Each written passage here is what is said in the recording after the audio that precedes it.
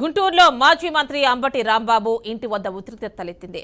అంబటి రాంబాబుకు చీర, జాకెట్, పూలు ఇచ్చేందుకు తెలుగు విద్యార్థి నేతలు అంబటి ఇంటికి ముట్టడించారు. సుకన్య, సంజనాలతో చంద్రబాబు ప్రమాణ స్వీకారానికి రావాలని ఆహ్వానించారు.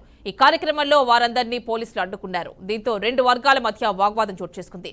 తెచ్చిన చీర, జాకెట్ అంబటి ఇంటి ముందు కుర్చీలో పెట్టి తెలుగు విద్యార్థి నేతలు వెళ్లిపోయారు.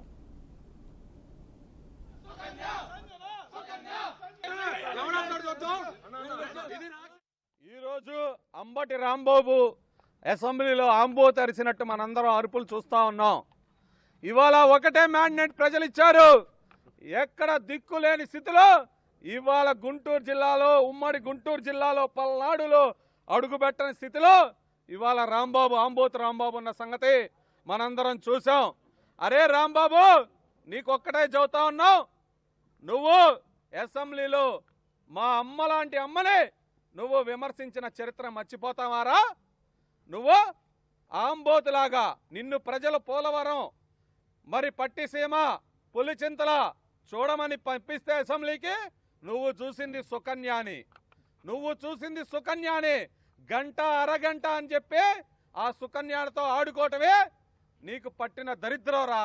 ఇవాళ నీ వైసీపీ ప్రభుత్వం కూడా గంట అరగంట గాలతో మునిగిపోయి ఇవాళ ఎలాంటి పరిస్థితులు ఉన్నాయో ఆంధ్రప్రదేశ్ రాష్ట్రంలో మనందరం చూసాం.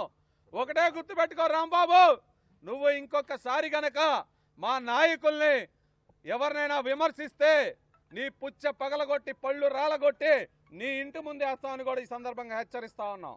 ఎటకారంగా మాట్లాడి ఒక నవ్వులు చిందిస్తూ నువ్వు జోకర్వో, కమిడియన్వో, మంత్రివో అర్థం కాని పరిస్థితిలో రాష్ట్రం 2.5 సంవత్సరాలు నువ్వు చేసిన తీరు, దానన్నిటికీ మించి ఆంధ్రప్రదేశ్కి అమ్మలాంటి భువనేశ్వరమ్మ మీద నువ్వు వేసిన నింద ఇప్పుడు కూడా ప్రతి ఒక్క తెలుగువారి రక్తం నర్రరాన పొంగుతూ ఉంది. గుర్తుపెట్టుకో.